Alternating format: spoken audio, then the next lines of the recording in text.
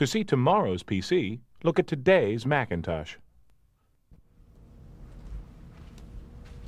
Byte magazine recently said, "It would not be an exaggeration to describe the history of the computing industry for the past decade as a massive effort to keep up with Apple." And with the launch of Windows 95, it appears that effort continues.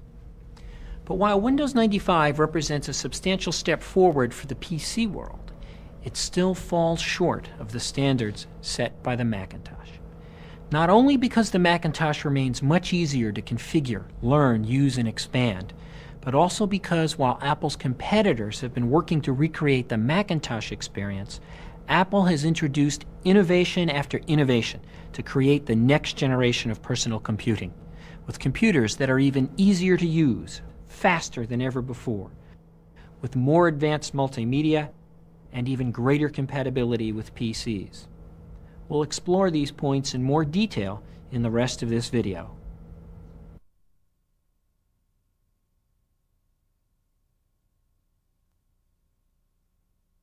Macintosh System 752 is by far the easiest, smoothest, most usable operating system out there.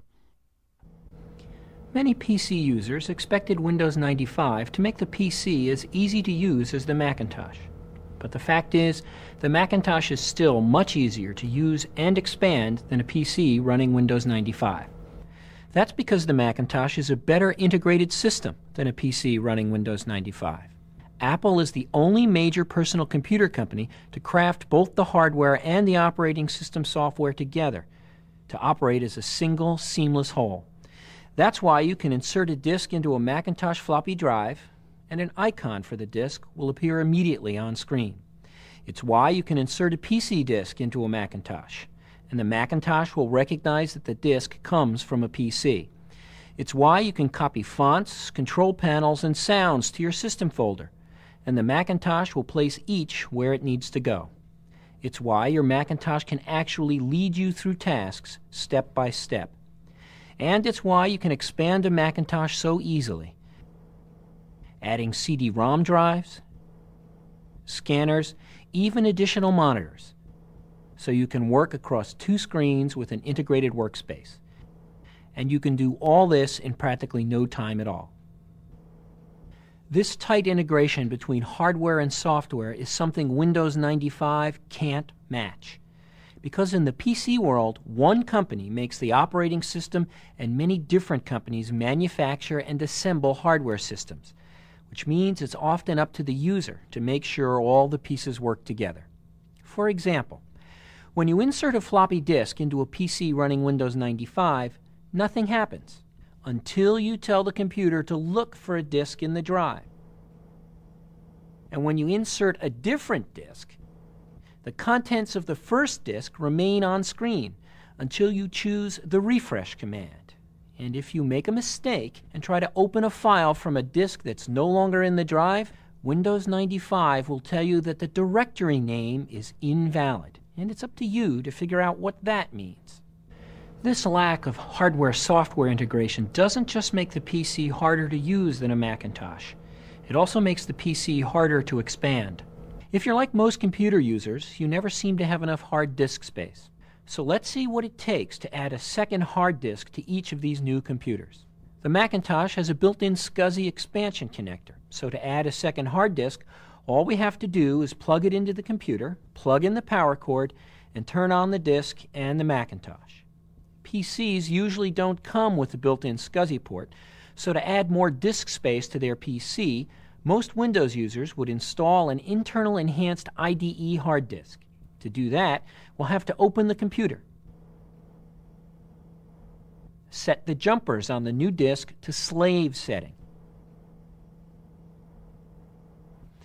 attach mounting hardware, find and open IDE port on the motherboard or controller card, and plug in the new hard disk. Plug in a power connector for the new hard disk.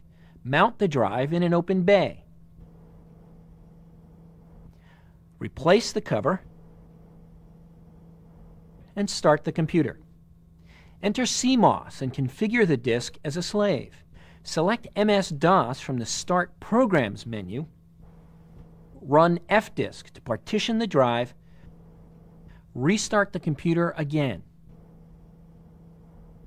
Select MS-DOS from the Start Programs menu, format the hard disk,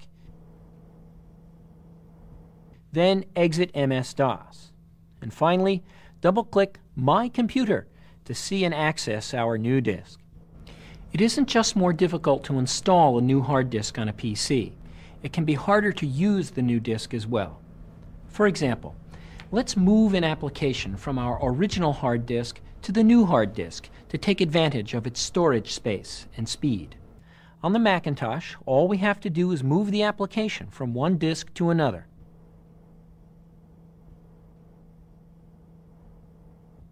And the application launches normally.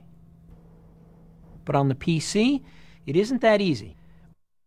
When we move an application to the new hard disk, it may fail to open, which in this case means we'll have to reinstall the whole program. You'll run into hardware-software integration problems more often than you might think with a Windows 95 PC. For instance, let's say we just purchased a new computer and we want to build a small network so that all our computers can share the same printer. We'll use Ethernet for high performance. All Power Macintosh computers come with Ethernet networking hardware and software built in, so all we have to do is connect our computers and printer to an Ethernet hub, select EtherTalk in the Network Control Panel, and select the printer in the chooser. That's 3 simple steps. Now, let's see what it takes to connect our new PC. Most PCs don't come with networking cards built in.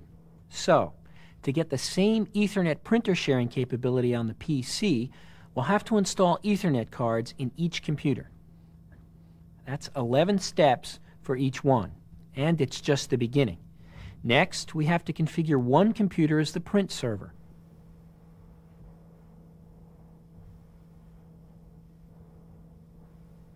That's another 13 steps. Finally, we have to define the printer that we want the client computers to use. Another 6 steps for each PC. All in all, the PC required 27 more steps than the Macintosh. And that's not counting any IRQ or I/O address conflicts that you may encounter, even if you're using Windows 95 plug-and-play cards. Because even with plug-and-play, PCs still have a limited number of IRQs and I/O addresses. So the more peripherals you add, the more likely it is that you'll have to resolve IRQ and I/O address conflicts. We've seen that the integration of the hardware and software make the Macintosh easier to use and easier to expand. It also makes the Macintosh easier to troubleshoot. If a problem occurs on a Macintosh, the most common solution is to disable an extension or control panel. But with a PC running Windows 95, correcting problems may force you to edit system files like win.ini, system.ini, system.dat, or ms-dos.sys. Which brings up another interesting point. Many people thought that Windows 95 would be the end of DOS as we know it. But the fact is, DOS is still present in Windows 95. To see what this means, let's look at one of the most well-publicized features of Windows 95 is shortcuts. A shortcut acts as a reference to a file or application. It's a simple idea in concept. In practice, though, Windows 95 shortcuts are more complex because they're based on DOS path names. So, if you happen to move the original file, thereby changing its DOS path name, the shortcut may not be able to find it. Now, the Macintosh has shortcuts too, known as aliases. In fact, the Macintosh has had them since 1991. And unlike Windows 95 shortcuts, Macintosh aliases maintain their links to their underlying files, even when you move the original file to a new folder.